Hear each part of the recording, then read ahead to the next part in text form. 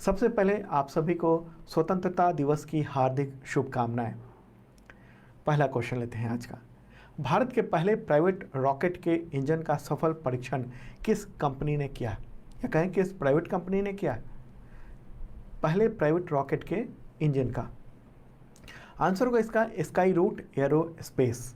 Okay, देखिए अभी सिर्फ इंजन का ट्रायल हुआ है 12 अगस्त 2020 को, और इस दिन भारत के स्पेस अभियान के जनक विक्रम साराभाई का जन्मदिन होता है, तो उसी पर ये इसका ट्रायल किया गया। इंजन का नाम है रमण, मेरे बगल में आप देख रहे हो, ठीक है। और ये रॉकेट में प्रयोग होगा, विक्रम सीरीज के रॉकेट में प्रयोग होगा। इंजन का जो ट्रायल है वो ज़मीन पर ही हुआ है, और इसके असर को देखा गया, इसके प्रेशर को देखा गया, थ्रस्ट कितना है वो देखा गया।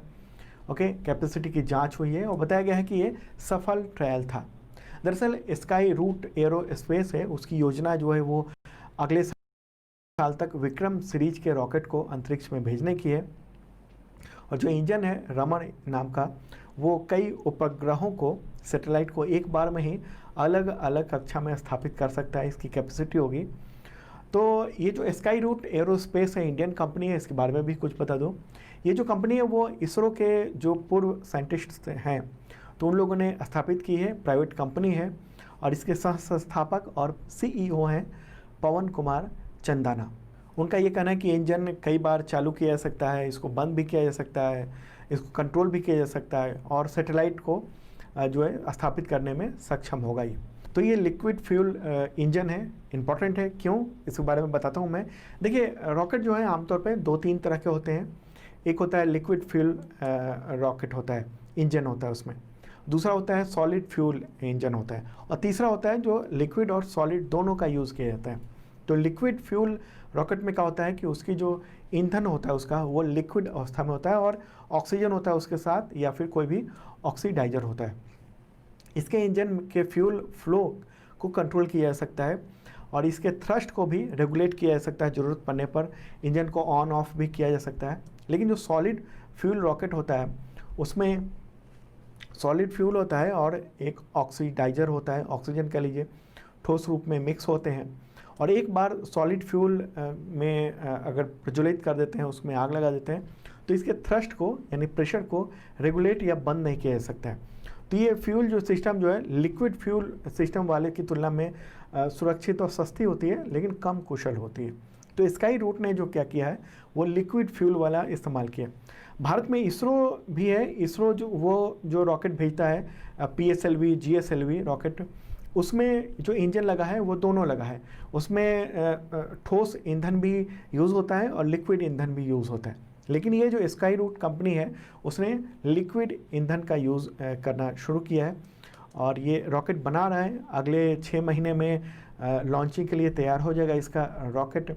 और इस स्टार्टअप ने अब तक 31 करोड़ रुपए जमा किए हैं, और 2021 तक इसको 90 करोड़ रुपए जुटाने का लक्ष्य इसने रखा है। तो एक अच्छी बात है, थोड़ा डिटेल बताया मैंने।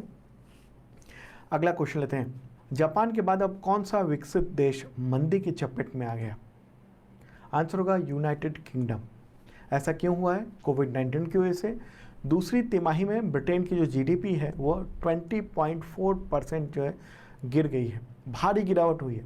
अगर हम देखेंगे कि GDP का ग्रोथ रेट कितना रहा है तो -20.4%, मतलब पिछले साल जितना GDP था, सकल घरेलू उत्पाद, या फिर कहें इंग्लिश में ग्रॉस डोमेस्टिक प्रोडक्ट, उससे 20.4% कम GDP अभी आया।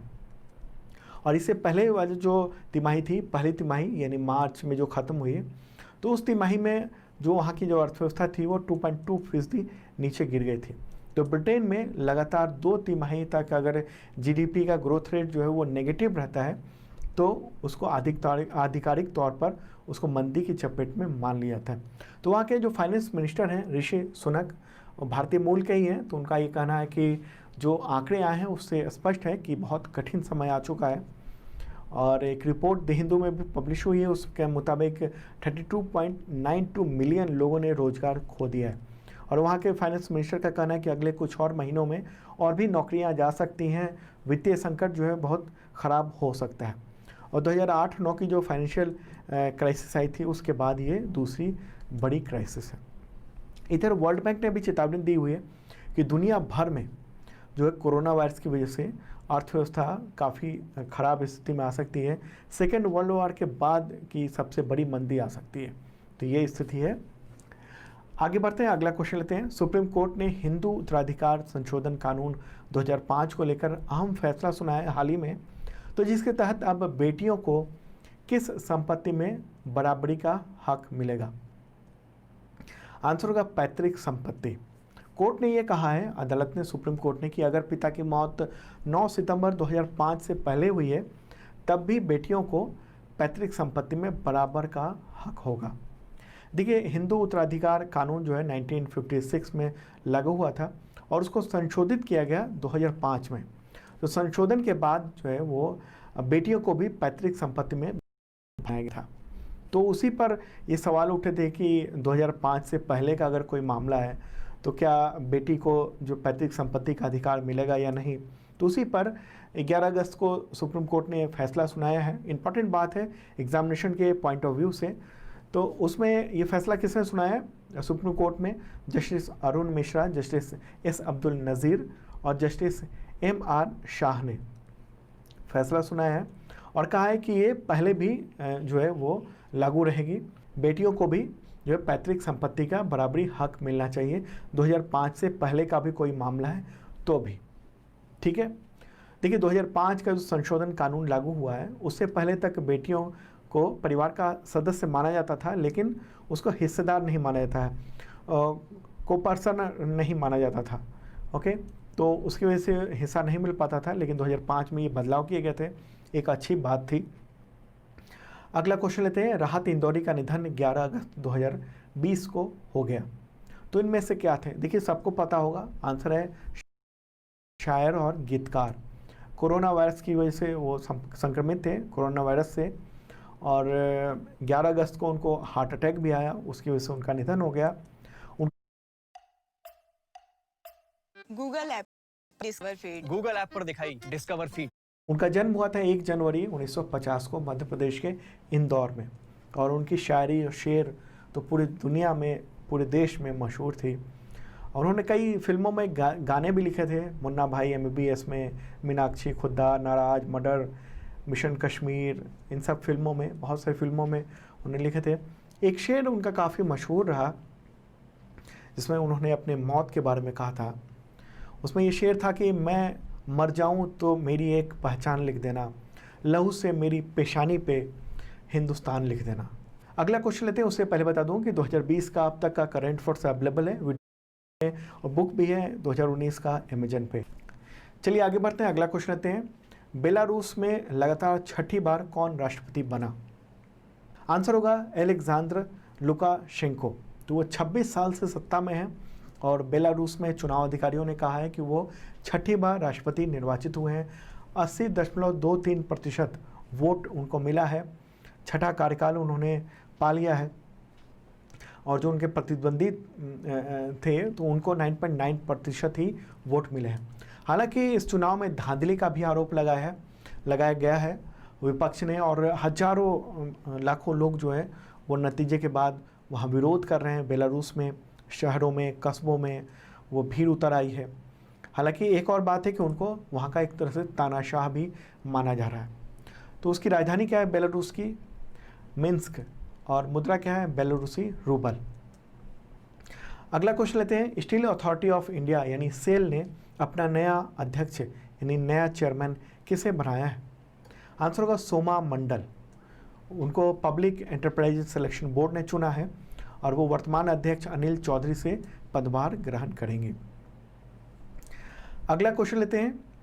फोर्ब्स मैगजीन ने साल 2020 के लिए हाईएस्ट पेड एक्टर्स की लिस्ट जारी की, जिसमें किस बॉलीवुड एक्टर को टॉप 10 में जगह मिली है? आंसर होगा अक्षय कुमार। ग्लोबल लिस्ट है, इसमें अक्षय कुमार को जगह मिली है। 2020 में कमाई के मामले में उनकी जो कमाई है वो 4.85 करोड़ डॉलर रही, करीब 362.78 करोड़ रुपए, जबकि 2019 की लिस्ट में वो फोर्ब्स में चौथे पायदान पर थे। अभी नंबर 1 कौन है इस लिस्ट में? तो दूसरे साल लगातार ड्वेन जॉनसन जो है नंबर 1 है और 2020 में उनकी कमाई 8.75 करोड़ डॉलर रही। अगला क्वेश्चन लेते हैं, ट्रैफिक सिग्नल पर फीमेल आइकॉन का इस्तेमाल करने वाला भारत का पहला शहर कौन बन गया है? आंसर होगा मुंबई। मुंबई के म्यूनिसिपल कॉरपोरेशन के द्वारा ट्रैफिक में काफ़ी बदलाव किए गए, उसके तहत ये किया गया है कि दादर एरिया के जी नॉर्थ वार्ड पर ट्रैफिक लाइट और साइन बोर्ड पर मेल आइकन जो आमतौर पर देखने को मिलता है उसको बदल के फीमेल आइकन कर दिया गया है। तो बीएमसी के द्वारा ये किया गया है, स्पाइन नाम का प्रोजेक्ट है उसके तहत। ओके, तो बीएमसी का फुल फॉर्म क्या है? बृहन मुंबई नगर निगम। महाराष्ट्र में ये हुआ है, अच्छी बात हुई है। यूनाइटेड नेशंस ने भी इसकी तारीफ़ की है इस बात की। महाराष्ट्र के मुख्यमंत्री कौन है? उद्धव ठाकरे। और गवर्नर भगत सिंह कोश्यारी। अगला क्वेश्चन लेते हैं, अंतर्राष्ट्रीय युवा दिवस यानी इंटरनेशनल यूथ डे कब मनाया जाता है? इंटरनेशनल यूथ डे आंसर होगा 12 अगस्त। थीम क्या है? Youth engagement for global action 2020 की ये थीम है। कब और क्यों मनाया जाता है? देखिए, ये तो दिवस मनाया जाता है 12 अगस्त को। ये युवाओं को लेकर बनाया जाता है, युवाओं के उत्साह के लिए, उनके पॉजिटिव थिंकिंग को लेकर।